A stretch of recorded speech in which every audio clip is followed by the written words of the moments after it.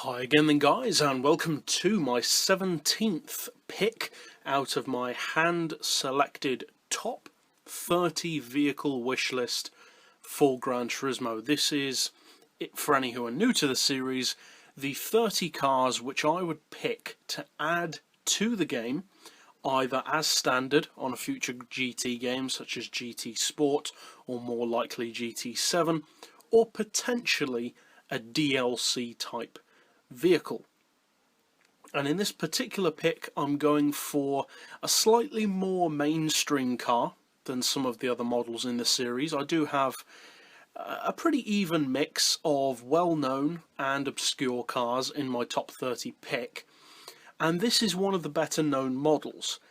Not necessarily going to be one of the most popular though, if what I expect turns out to be true, and that is the SSC Ultimate Aero. This is a car which for a very long time I simply couldn't care less about. When I first saw the car, I thought it was a blatant rip-off of a Lamborghini Diablo. It has a Corvette-derived engine, like seemingly every other American supercar to come out over the past few years. I'm of course exaggerating. And it was one of the fastest cars in the world. Good for them. So what?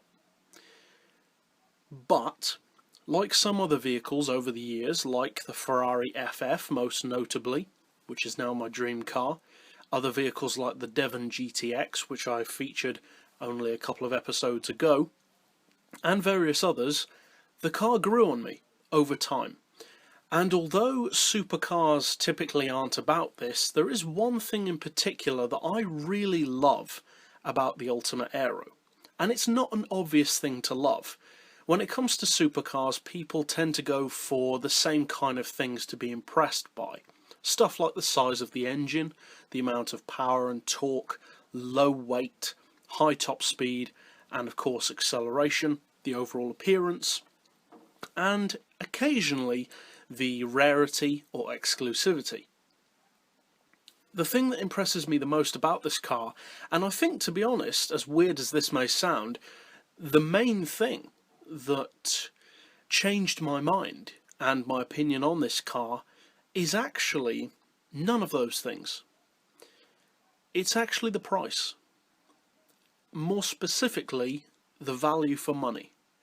Because the supercar world is a world where, much like with certain other areas of exotic lifestyle, such as watches and fine food, often a company will charge an extortionate amount of money purely because they can, and they know people are willing to pay extortionate money just to say that they have.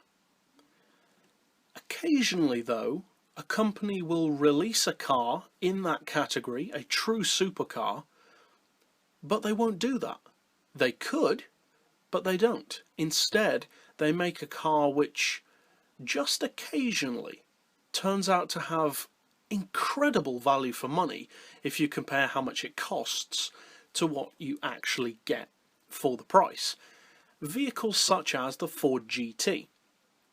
The Ford GT is a remarkably affordable car as far as supercars go, retailing at around £130,000 new and used. I think the values are probably going up now. I haven't checked them for a while, but I wouldn't be at all surprised. But still, that's a remarkably good price considering the historical significance behind the design of the car, and also just how good a car it actually is. It is one of the best supercars you can buy from around the 2005 era. Definitely from America. Other vehicles like that include the Mosler, which is also around a 150, 160 grand car in some versions, and various other models such as the Ultima GTR, the Nissan GTR, and various other vehicles which have incredible value for money for absolutely phenomenal performance. The Ultimate Aero is the last car that I would have expected to be good value for money. To me, when I first saw the car, as I said, it looked to me like a blatant rip-off of a Diablo, or some form of Lamborghini that had been taken to pimp my ride and had all of the class sucked out of it and replaced with stupid wheels and chrome. To some extent, that's kind of true. It's not necessarily ripping off the design of the Diablo, not intentionally at least, and it is a bit cheesy, to say the least. And no offence here, but it is a very American supercar. It's actually not, but what I mean by that is the Ultimate Aero really doesn't do the American supercar market proud, because it reinforces stereotypes and cliches that American supercars actually don't deliver on. Stuff like that they're all about the look and big prices and huge power, but without actually delivering on it. And that's just not the case. People like to believe that, but American supercars are actually very good. The Ford GT, Celine S7, Hennessy Venom, and a variety of others, including the Mosler, are actually remarkably good supercars, not just in a straight line, but for the most part around the track as well, and in racing. The Ultimate Aero is an excellent supercar, but the way it looks really doesn't help the cliches. It reinforces them. It has those chrome rims, the flashy paint, the stickers, the stripes, the ridiculously bright colour options, the 10-speaker audio system, etc. Stuff which just automatically makes people think that it's a car designed for rappers to buy rather than people who want to set a good lap time. To some degree, that may be true. But that doesn't take away from the fact that the Ultimate Aero is actually a brilliant supercar, because it's lighter than a Veyron, more powerful than the Hennessy, but cheaper than an Aventador. That's a pretty incredible mix. Now, the particular version that I would love to see on Gran Turismo is not the fastest version, not the most powerful version either, because as some of you have probably noticed, my favourite cars aren't necessarily the most powerful versions of them.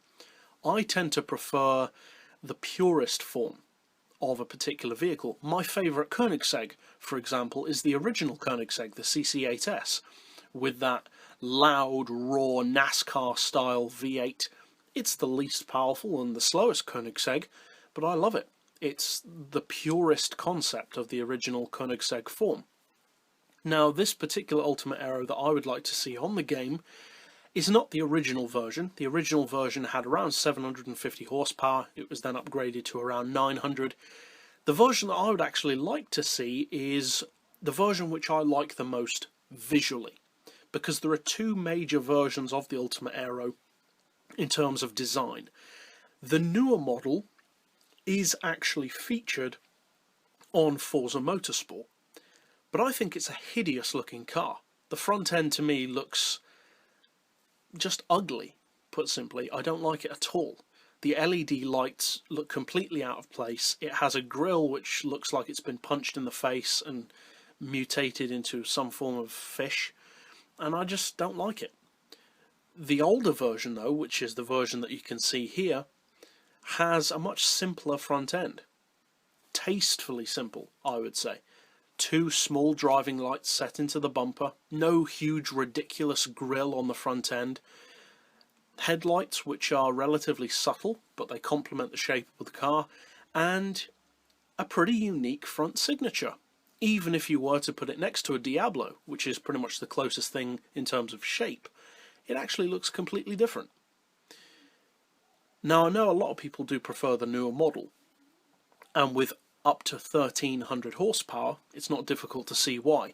This version does have less power, but to be fair, this is still a 256 mph machine. Now, it's powered by an updated version of the Ultimate Aero's engine. The particular model that I want is the 2007 model, when they updated it to the insane power level, and is basically the ultimate version of the first generation car. It's powered by a Corvette-derived aluminium block V8 of just under 6.4 litres in capacity, or just over 6.3, depending on which way you want to look at it, and it produces just over 1180 horsepower and just under 1100 foot-pounds of torque. It weighs in at less than 1300 kilos, which is actually remarkably good for a supercar, especially one with so much power. And at the end of the day, this is not a stripped-out track day special. It's a well-equipped car. It doesn't necessarily rival a Rolls-Royce, but it has a luxuriously equipped interior with the aforementioned speaker system, rear-view camera, etc. And it's still a remarkably lightweight car. It's lighter than most Lamborghinis, most Ferraris, certainly most Maseratis, and the like. That's pretty impressive. The acceleration is also incredibly quick, with 200 miles per hour arriving in around 16 to 15 seconds. That makes it one of the quickest cars in the world, even against the Hennessy. It's not as quick, but it's not far off for acceleration. And for all that, they cost roughly $400,000. That's amazing value. It may not be the best looking car in the world, although I personally think it's quite a nice looking car. It certainly has a lot of presence. It's the kind of car that when you show up to a party in it, or show up to an event, you really stand out, even among other supercars. And there are only roughly 25 of them built, so it's very exclusive as well in this particular form. And as I said, even though it's not the most powerful model, it's still a 256 mile per hour car. It was the fastest car in the world for a while. And just imagine how good it would be on Gran Turismo, especially, of course, for drag racing and on Special Stage Route X top speed racing. And we know exactly how good this car can be, or anyone who's played Forza will know, because it's one of the quickest cars in the game. It's also one of the most challenging to drive, but I like that. Cars like the Veyron, the Nissan GTR, the Huayra, the TZ3, and various other ultimate versions of cars on Gran Turismo aren't really that difficult to drive. The Huayra is a little bit twitchy, but it can be easily fettled. The GTR is completely OP, the TZ3 is ridiculously OP, and a new player in the ultimate top-end performance scene on Gran Turismo would be a welcome change. We don't have Hennessy, we don't have Koenigsegg, we don't even have the Veyron Supersport. This car would be a completely new contender to take on those, quite frankly, ridiculously OP vehicles such as the Huayras, TZ3s and Nismos. They're great cars, but it's stupidly unrealistic how fast they are. And if there's any car actually even remotely capable of reaching the kind of speeds that cars do on Gran Turismo, the Ultimate Aero is one of the cars which could theoretically do that. 300 miles per hour is still absolutely ridiculous, but at least it's more realistic in a car like that, or a Hennessy, or a Veyron. So I think the Ultimate Aero would bring a refreshing new contender, and a seriously capable one at that, to the high performance category. And on Forza, despite the fact that it is a challenging car, it's not a bad car. It just requires very careful tuning and practice with driving. Cars like the Veyron and various others, such as the GTR, do a lot of the work for you. They're very forgiving cars overall. Others, like the Hennessy and the Ultimate Aero, are more professional driving machines. People often mistakenly categorise them as pure drag cars, and that's not the case. They are predominantly designed for top speed and straight line performance, but that doesn't make them bad around corners. They have massive advantages over cars like the Veyron, especially in terms of weight. And around most racing circuits, all-wheel drive isn't that much of an advantage. On twisty circuits and on the road, all-wheel drive is great, but around the racetrack, it's negligible. Often rear-wheel drive cars will be quicker because of how much lighter they are and how much looser their turn-in can be. The Ultimate Aero, were it on the game, would have a pretty high PP, but not necessarily insanely high, because it's still not the easiest of cars to drive. I suspect a PP in the region of probably 670, maybe a little more. And as far as price, I think it would probably cost something like 1 million credits were it on the game. Not quite as affordable, as it were, as in real life, But still, 1,000,000 credits or even more would be great value for the opportunity of having a genuinely competitive new car to really cut the boredom of using those same old Huayras, Nismos, TZ3s, etc. around Route X, not just for top speed, but for drag racing as well. And, as I've proven myself on Forza, the Ultimate Aero makes a surprisingly capable track car. As long as you leave the power be, reduce the weight and focus on increasing the grip and braking, it can make a surprisingly formidable track car, especially on tracks like the Le Mans. But that's it for this pick overall. Probably one of my more controversial picks in terms of popularity, and I can completely understand that. As I said, I used to completely dislike this car. But that's it for this pick overall. If you are new to the channel, of course, be sure to slap down below what cars you would love to see on a future Gran Turismo game. And also, if you have any thoughts about GT7, maybe when you think it might come out, and also GT Sport, what kind of stuff you think we can expect from that game, and if you're looking forward to it, feel free to put that down below as well. I enjoy reading those comments. But for now, as always, thanks for watching.